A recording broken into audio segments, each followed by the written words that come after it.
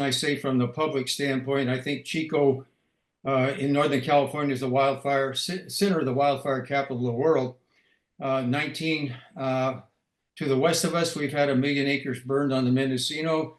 To the east of us, another 1 million on the Plumas. To the north, I'm sure an easy 1 million on the Shasta-Trinity, which never ceases to burn. The campfire, if you're familiar with that, burned within 4 miles of our house. That was at least 4 years ago. And once that happens, the loss of 85 lives. And that was just the loss that was done that particular day. There's been a hell of a lot more people that died afterwards. There were some due to burns, and there were just some due to the stress of that fire. So, as another substance, it all floats downhill. And after those fires, the campfire, Chico has been in absolute semi-chaos due to the social problems we've had down here with homeless. It affects our whole community. It's never stopped affecting us. And then I think a couple of years later, and Frank Carroll's more of an expert on this, Forest Service burned down the town of Berry Creek up the hill from us, and that was 16 more people. And you don't hear about if one firefighter loses his or her life, it's national. We lose 16 people in the town of Berry Creek, and absolutely zero publicity on that. And we just finally, 3 years later, have the school built back in Berry Creek, and we're opening up that school up there. So what slides under the media right now is the effect that it has on local people. And I could talk about the smoke because I'm involved in athletic events. How does that affect our public schools? And our cross country meets in the fall. We have 40 schools gather. We have 400 athletes, and we have to monitor the smoke. And a lot of it came from that shoe fire outside of Reading. They fiddle-dicked around in that fire for 6 weeks, didn't put it out. Every day, more smoke rolls in. Well, they thought they were doing a good job, but they don't consider the people, the taxpayers who live in the community. I mean, you look at Southern Oregon, the Shakespeare Festival, they shut that down for years, $2 million lost. You look at the wine industry, Southern Oregon shut that down because of smoke. The Forest Service lives in their little fragmented world, and to say that, their taxpayers supported, but they don't give a blank about the taxpayers as far as I'm concerned. Okay, I'm here as editor of Smokejumper Magazine, which I've been doing for the past 24 years. I see on our board, our Smokejumper board, as we age, the older end of it who remember the Forest Service as it was, stand fast on this, put out the fire. I can go along with that. We have the newer and younger people come in, and they have drunk the Kool-Aid. They can't understand what is happening to us now. And I'm going to say, just wait until we burn your town down. Oh, then you're going to have a come to Jesus moment. Once we burn you down, you're finally going to get serious about this. We live under smoke here in Chico about 1 month a year. The Forest Service has not factored that into their equation. I can guarantee you they don't talk about it. Estimates, the current Forest Service person on our board says, well, we deal with science. Well, they deal with the science they want to deal with. There's enough science out there that tells about smoke. What they're doing, they're taking a health problem that they're creating, they're kicking it down the line because it's going to be funded by another agency. They don't have to worry about the effect on our kids, our grandparents, everything around that we've got in our community. It gets very discouraging when I sit in these meetings and I listen to the current Forest Service people. I think they're dialing in from Mars, as far as I'm concerned. Always. Yes, sir. Get back to smoke jumping. Smoke jumpers were established in 1940 as a quick initial attack. There's no reason to fly an airplane and jump out of an airplane unless you can get there quicker than other people can. Smoke jumping has been very effective. I jumped at Cave Junction in Southern Oregon. The base was closed in 1982 to save money. Okay, since 1982, we've probably had over $1 billion, that's with a B, dollars worth of wildfire on the Siskiyou National Forest. I've heard that the Kalmiopsis Wilderness area is nothing but sticks and brush right now. For the 42 years we had smoke jumpers there, we've annually burned about 800 acres a year. Okay, we were off the ground, what we call wheels up in 10 minutes. We got there, we put it out. The people who want natural fire to happen, there's a time and a place for natural fire, but you need some people that know what they're doing. And what we've seen, Nadine knows about it, Roger Yeagle knows about it. What we've seen on the Shasta-Trinity, when you get these outside crews in, they're from Timbuktu, they don't know what's going on. They want to burn off, they think that's protective. Well, anybody in their right mind, let's put a fifth grader in charge of the fire, they would not burn off and light it off under red flag conditions. So then we burn up a few towns on the way. Well, it doesn't make any difference with them because they could go back to West Virginia when that fire is over, but the town of Ruth is gone. Smoke jumper use we've seen in the last 20 years go down and down and down. And I talked to the current smoke jumpers, and that is a very talented bunch of men and women. I think I would say some of the top wildland firefighters in the world. I mean, you cannot match their expertise and their physical condition, but it doesn't make any difference if you wait for 3 days to call them. As I say, we used to be off the ground in 10 minutes after the call. The key to wildland fire is to keep it small. And I'm going to use this illustration. I jumped the Gila National Forest in New Mexico one year. That's when there was a forest in New Mexico. And we had 24 jumpers, and we would fly the thunderstorms. We knew they occurred every afternoon. We got up in that DC-3, we flew right behind the storm, got a little bumpy at times. We were on the fires within an hour of the time that lightning struck that tree. 420 fire jumps that summer for that small crew. The average size of the fire, 1/10 of an acre. That shows quick initial attack. Well, do we even think about that anymore? I talked to the current smoke jumpers and I said, wow, why don't you guys get up? You have a better idea where the storms are now, you know where the lightning are now. You could tell where the intensity of the lightning strikes are. Why don't you fly that area right behind the storm? And they say, wow, what a good idea.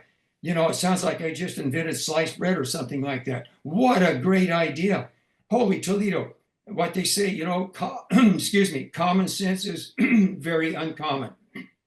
So I get a little enthusiastic about this, but I just hate to see a primary resource not used. We've got 400 smoke jumpers in the United States, about 200 are BLM,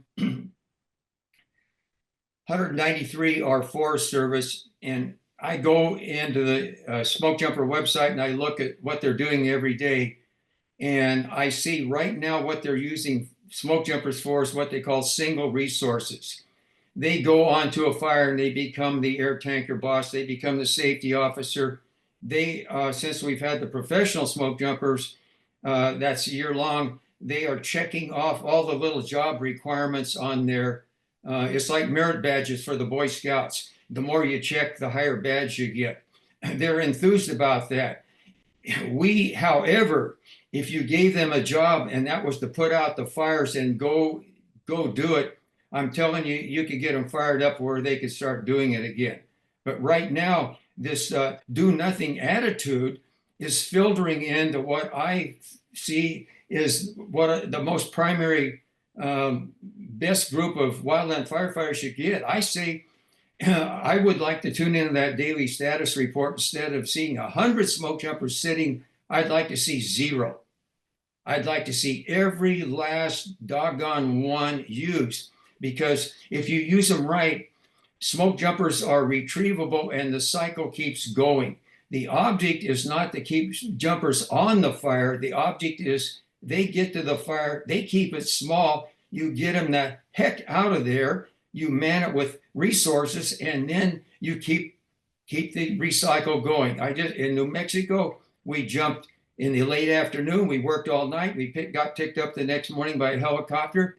The next day, 5 o'clock, 3 o'clock, boom, we're out again. That's how you control it. And the people who want to, I just watched a video from the fire center in Missoula, and I get so pissed off sitting here watching that because I can't yell back at them. But they say managed fire. We need managed fire. Well, sure, we all know we need managed fire. It's been happening for years and years and years. But their definition of management and our definition of management is something different. And when we got down to the detrimental effects of their managed fire about smoke, they just gloss right over it. They say they have science, but they want to ignore the science of this smoke. And boy, this is going to bite the United States in the butt down the line. We don't realize it, but I think that there's enough universities out there saying 10,000 people a year are going to come down with a lung disease from these size 2 particles, which make cigarette smoking look very minor. That's something we've, the Forest Service is ignoring it. They think they're doing the job with this, putting fire on the ground. And I'll have to forward this video. It came out of the fire center in Missoula. But what they don't realize, they're talking about managed fire, and that's not the fire we're getting. When Roger Yeagle took me on the tour of the Shasta-Trinity a couple of years ago, we could tell how long ago the fire had been there by the height of the brush. There's no trees anymore. Okay, there's no Johnny Appleseed who walks around the forest spreading seeds. How, and I'm not a forester, but how's the forest going to grow if everything is reduced to sterilized soil and no trees? And once the trees are gone, how often does that brush burn? Oh, every 5, 6, 7, 8 years, it burns and it gets hotter the next time. I don't see any recovery there. And this spotted owl thing, I'm glad that Bob and Nadine are tackling this thing, because that has ruined us. And I'm looking at it from the standpoint of a teacher and a wildland firefighter. I've seen communities along Highway 299 decimated. I've seen schools close. You try to remember that like 40% of those monies went into the public school system to educate kids. It provided jobs in the towns. It kept things going. We worry about jobs for people, and at the same time, California, Washington, Oregon, the spotted owl has killed us, and now we're dealing with this crazy thing where the Fish and Game wants to stop what's called evolution. They haven't figured out that evolution has been going on for quite a while, and if you got the barred owl moved in, maybe that's an evolutionary process. If we want to get right back down to it, let's create some dinosaurs or something, and then we could really add something of every species. So my last thing is this logging. I grew up, my family's a logging family, lived up in Sterling City. That's where my grandfather grew up there. And I think it was called Diamond Match at that time, but now the only logging we have in Northern California is the private forests, which look pretty good. Then we run into the brush patch and the solid timber, solid sticks, I won't say timber, and that's the Forest Service land. And I talked to the private foresters, and they're just worried about the fire coming off the Forest Service land and going to burn up good timber. I have trouble with these people that don't want to cut down trees. I think, trees are like asparagus. If you cut them down, you could also grow more trees. I just see the benefit to society with this income. And I'm kind of arguing with these people from Missoula about this. They say, well, if you log, we still have this underbrush and stuff there. Well, if you're smart, the logging brings in money and you hire crews to clear the land. You have money to do this rather than spending $5 billion a year fighting a fire. Let's spend half that in preventing the fire. And then one person says, well, the demand for wood products is down now. And I said, wow, I think you've got your head in your left back pocket, because there's something wrong there. The demand for wood products has never been higher in the world than it is now. like the World Bank says, wood products are an $11 billion a year industry. And when I was writing a book on smoke jumpers in the CIA, it was during Laos and Vietnam, and I was seeing how they clear cut, and there's no recovery for the ground over there. There were log trucks stacked, I'd say 20 feet high. So we want to protect the doggone spotted owl here, but we are the largest importer of wood products in the world. So what hypocrites we are. Let's cut down all the forests, the Laos and Vietnam and the Amazon, and then we could claim we don't cut our trees. And then I say, okay, everybody go home and throw out everything in your house that's got wood in it. Okay, they would be living in a nylon tent if they did that. So that's enough. I quit.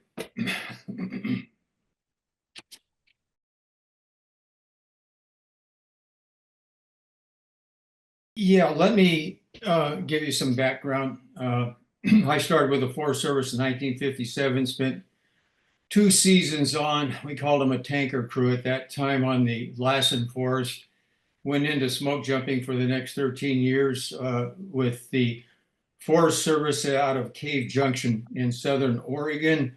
Then I transferred to the BLM out of McGrath and Fairbanks, Alaska for 4 more seasons. Switched back down here and spent the last 19 seasons on the Mendocino Forest.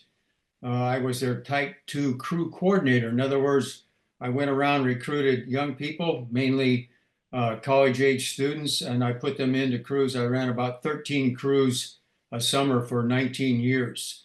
That was my one job. My other job, I'm a public school teacher, was a public school teacher here in Chico for 38 years, and I've been a track coach down here for 50 plus years.